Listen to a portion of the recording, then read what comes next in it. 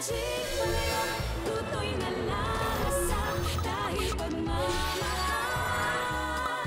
ang nangungurang sangka. Anong nangyari? Anong nangyari dito? Hanggang dito na lang po kayo. Kami na pong bahala sa bata. Hindi ko maintindihan yung sinasabi niya na magkaiba kayo ng blood group ni Cookie. Hindi ko anak si Cookie. Hindi niya ako ama. Oh, don't be stupid, Natasha. Kapag nawala si Cookie at napunta kay Richard Cruz, na mawawala na rin ang pera ni Cookie. At mahirap na natin bawiin ang mana na yan. Sayang mo. Sana nga i-cancel na lang. Bihira rin kasing blood type ng bata. Eh, yung father niya hindi rin makapag-donate ng dugo dahil hindi mag-match yung dugo nila. Yvonne, ano naman ang kaso ngayon kung yung blood nung daddy ni Cookie ay magkaiba, hindi sila pareho, hindi ba nangyayari yun sa real life? If you think about it, Natasha, dinedelay ni Ricky ang pagpapaternity test. And he hasn't really shown us any proof that siya nga ang ama ni Cookie. And then now we find out na hindi sila magkadugo. Something smells really, really stinky. Stinky! You know, kailangan natin imbestigahan ng Richard Cruz na yan, ha? Tatandaan mo to, ha? Pag ikaw, tumakas ka ulit, susunugin ko ang isa sa mga letter na yan.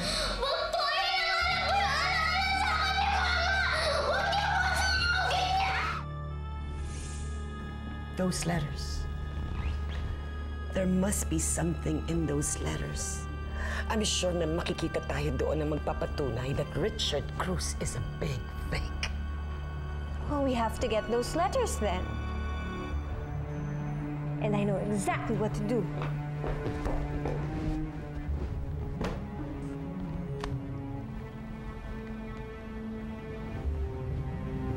Hello. Mr. Mac and Ricketts, how are you, my favorite private investigator?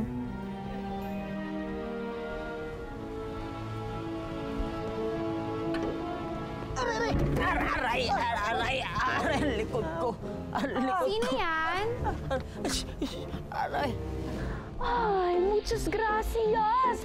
Magaling na si Cookie! Magaling na nga si Cookie! Siguro naman, ganado kang magluto ngayon, no, Palayo? Si, senyorita. Anong gusto mo? Kare-kare. Pues, pakuluan na ang buntot ng baka. Ang karne ng baka ay mayaman sa protina at mabuti yan sa ating katawan ng pampalakas.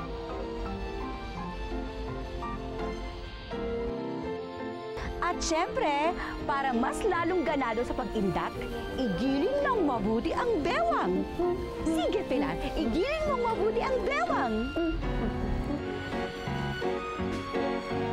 Sino kausap ni Pilar?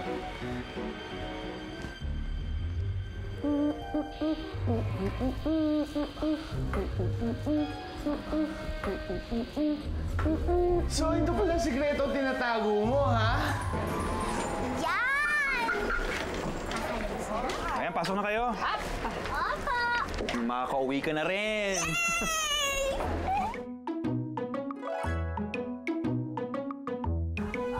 Ano ginagawa mo dito? Eh, di ba sabi ko, bawal ako panoorin habang nagluluto? So, that's the secret ingredient, ha? Kimbot! Sige nga, isupasayo pa ulit. Pwede ba, Jude? Lumabas ka na lang. Iniistorbo mo yung pagluluto ko eh. Sige na naman! Pagbigyan mo na ako, isang kimbot lang. Sinabi mo lumabas ka na, labas! Huwag ka nang sisilip, ha? Pati, ayaw ko Labas Isa na! Pati lang. Oh.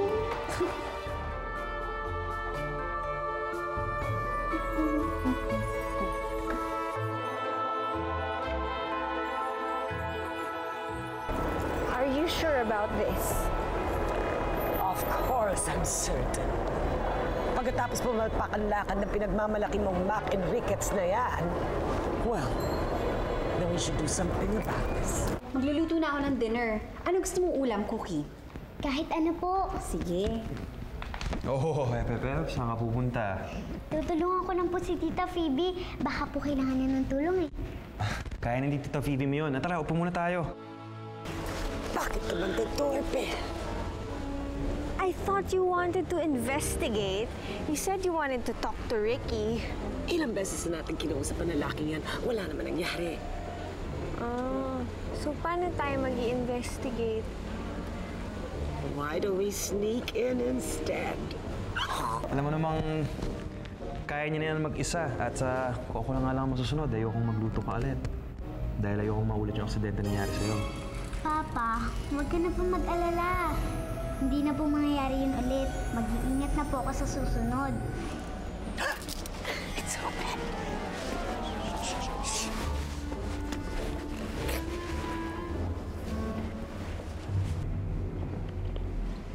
Gusto mong basahan kita ng fairy tale? Kayo po. Gusto niyo po, ako naman po yung magbasa sa inyo na fairy tale? Bakit mo naman gagawin yun? Gusto ko po kasi may gawin para sa inyo, Papa. Ayaw niyo naman po ako magluto agad. E di babasahan ko na lang po kayo ng fairy tale. Cookie, hindi mo kailangan gawin sa akin to. Papa, gusto ko lang naman po kasi malaman niyo na mahal po kita. Cookie, alam ko yun.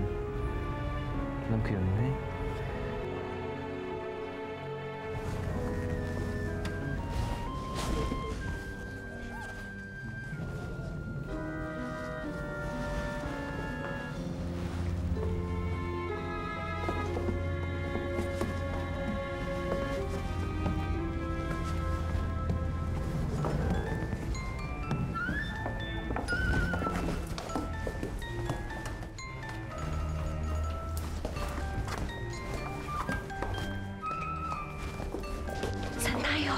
To her bedroom, where else? Look, Natasha, sometimes you can be so stupid.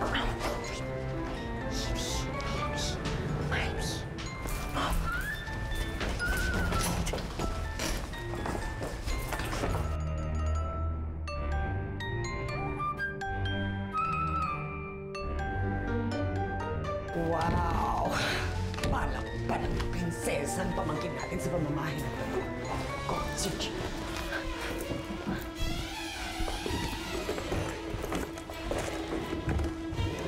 Bingo!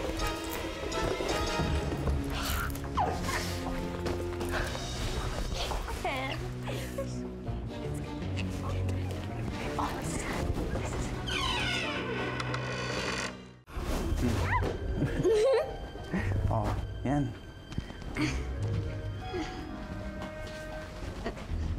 Ano yun? Ang alin? Para pong may lumabas?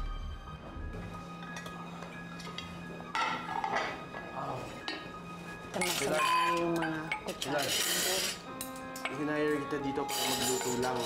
So, hindi mo na kailangan gawin yan. Okay lang yun. Tapos na kami sa kusina, kaya dito naman. Huwag mo kami intindihin. Baliwala lang to. Ngayon, alam ko na kung bakit malakas yung karinderya mo noon. Sobrang sipag mo kasi. Saan mo Sige, to? sir. Sige. Wait lang. O, ilagay niyo yun. Gusto lang.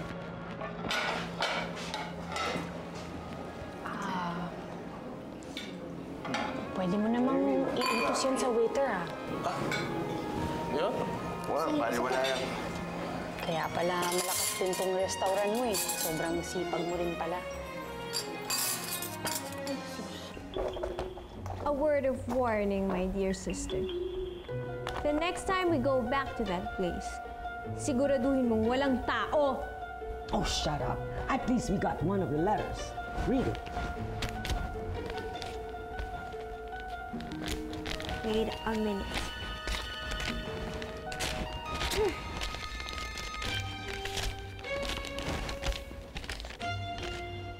Naaalala ko pa nung lagi mong tinatakpan ng panyo ang iyong peklat sa braso at sinasabi mo na pwede mo ring magicin ang peklat mo. Rubbish. Peklat sa braso. Wala naman ako napansin peklat sa braso.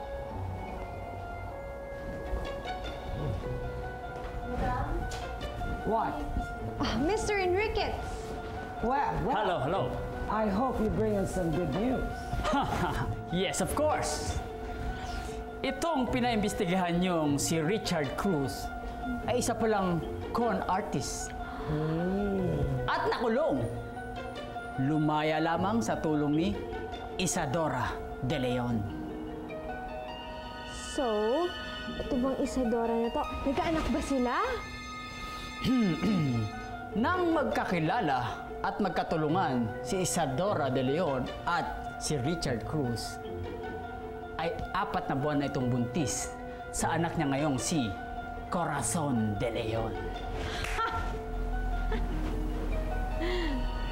In other words, hindi pwedeng ama ni Cookie si Richard Cruz. Lolo Ipe, Yun. welcome. This is such a surprise. Puno na kasi sa baba, kaya dito na kami binakit sa taas. Mga kasama ko, gusto nila kumain dito eh. Yeah, have a seat. Kayo naman, Loy. Ba't hindi na kasi kayo umamin? Pati kayo gusto niyo kumain dito. Don Ipe! Pilar! Talagang nagkabilang bakod ka na talaga. Ay, hindi po. Nagtutulungan lang po kami ng apo ninyo. Kita mo naman, Lolo, punong-puno yung restaurant. I'm definitely on my way to the top. Tingnan natin.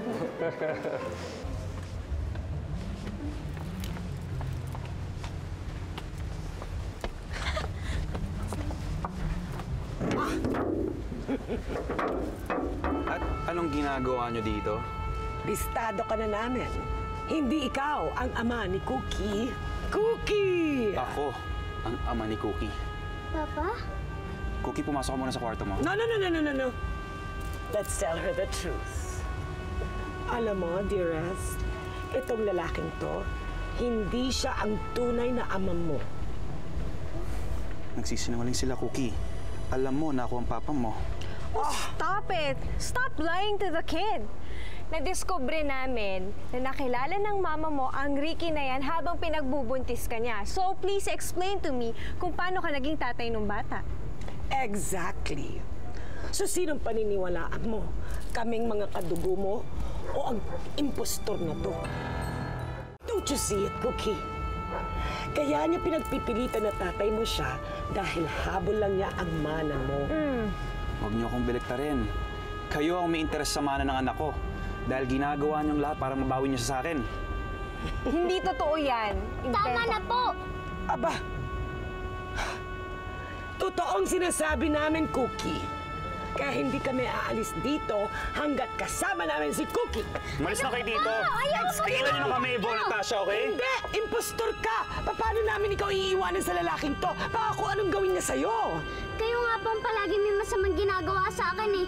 Pero ang papa ko, kahit kailan, hindi niya po ako sinasaktan. No, that's not true. We are leaving and you have no choice. Don't make No. Umalis na kayo dito, okay? Kami na si Cookie! Akin na si Cookie!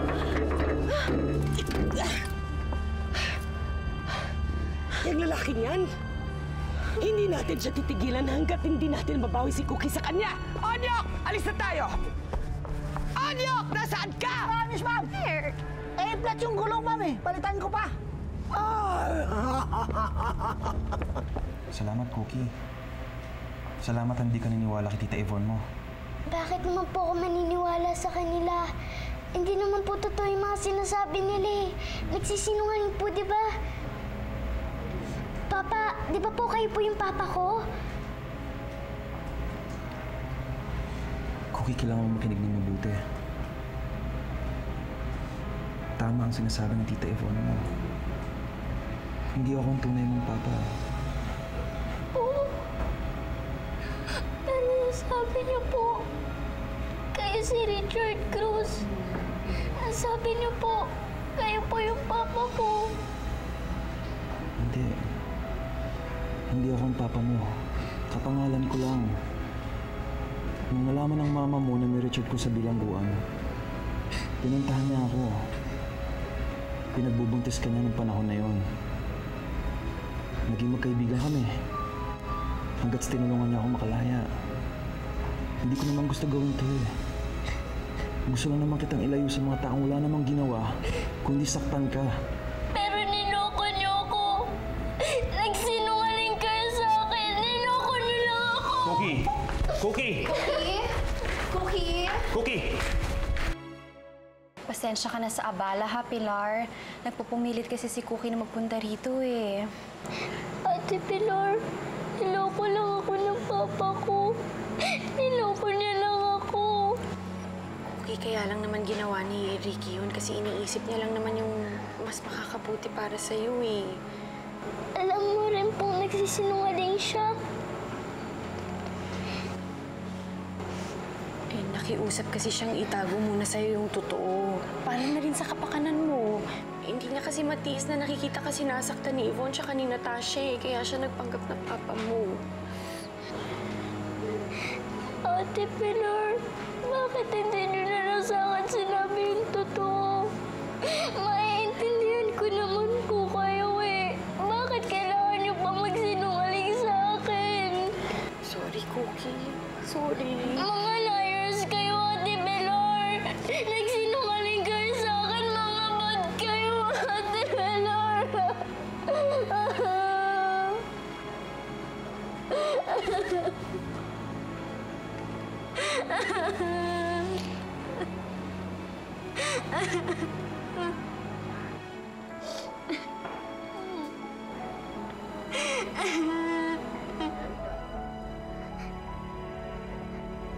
Cookie, tahan na. Huwag ka na umiyak.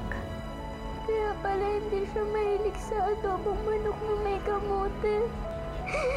Kaya pala hindi siya marunong mag-magic. Kaya pala wala siyang piglet sa braso. Kasi hindi naman pala siya yung papa ko. Hindi naman pala siya. Pero naging ama siya sa'yo. Eh, hindi ba itinuring kanyang anak? Cookie, wala sa dugo o pangalan ang pagiging magulang ng isang tao. Para din niyang aratilis. Hindi ba iba-iba ang kulay nito? May pula, may berde. Pero binagbuklod sila ng iisang puno. Ganyan din kayo ng tatay mo. Pinagbuklod kayo ng iisang puso. Iisang puso na umaapaw sa pagmamahal para sa isa't isa. Ano nang plano mo ngayon, Kuya? Pupuntahan ko siya. Pakikiusapan ko siya.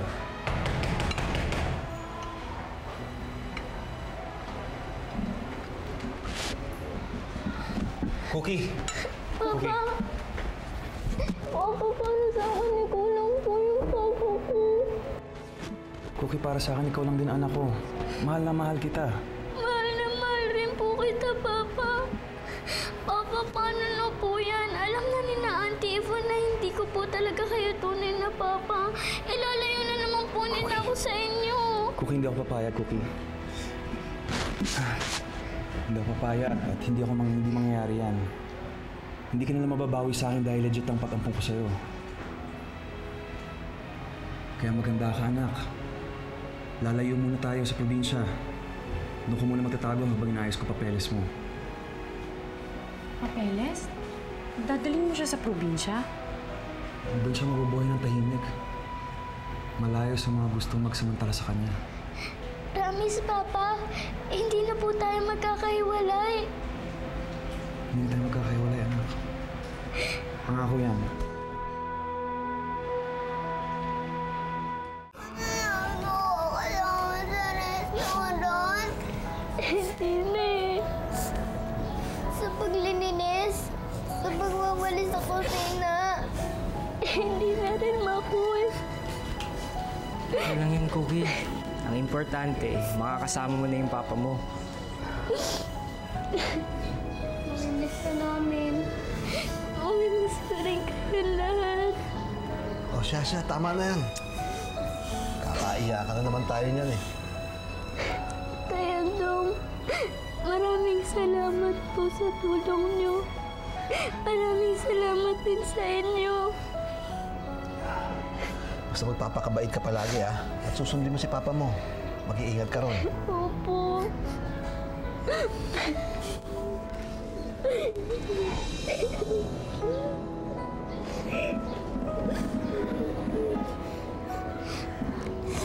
Tama na muna yan. Tama na. Tayo, pakihatid muna sila sa baba. Sige. O mga bata, baba muna tayo. Sige po. Ate Pilar, paano ko po iiwan yung palayok sa inyo? po itong matulungan. Pero pwede naman po kasi yung alaala sa akin ng mama ko eh.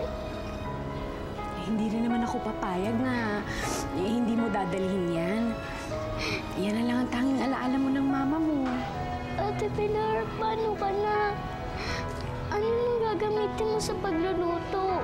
Huwag mo nang problemahin yun. Tinuruan niyo naman ako ni Palayok eh. Magpapractice na lang ako ng magpapractice hanggang sa makuha ko yung tamang timpla. Tumpak! Magluto ka ng galing sa iyong puso. At huwag kalilimutan, Pilar, kumembot ng kumembot. Mamimiss kita, Pilar, ni Amiga. Mamimiss din kita, Palayok. Mamimiss ko kayo ni Cookie. Bakit parang bigla na alis mo, Cookie?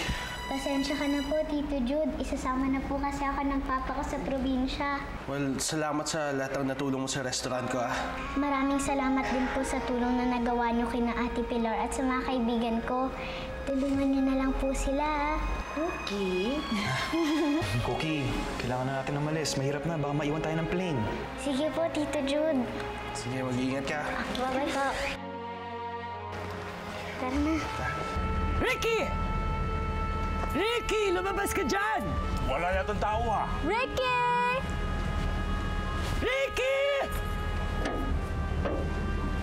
Nasaan ang amo mo? Umalis po si Sir, kasama po si Cookie. Saan nagpunta? Eh, ayaw po ipasabi eh. Sasabihin mo o gusto mong masapa kita? Sa airport po. Sa airport po sila nagpunta. Paano? Mauna na kami. Mag-ingat kayo ron, Kuya. Paalam na sa inyo lahat. Ate Pilar.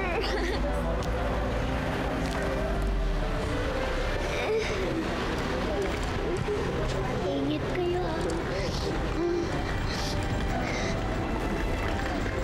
Mag-ingat kayo, Ate Pilar, ha?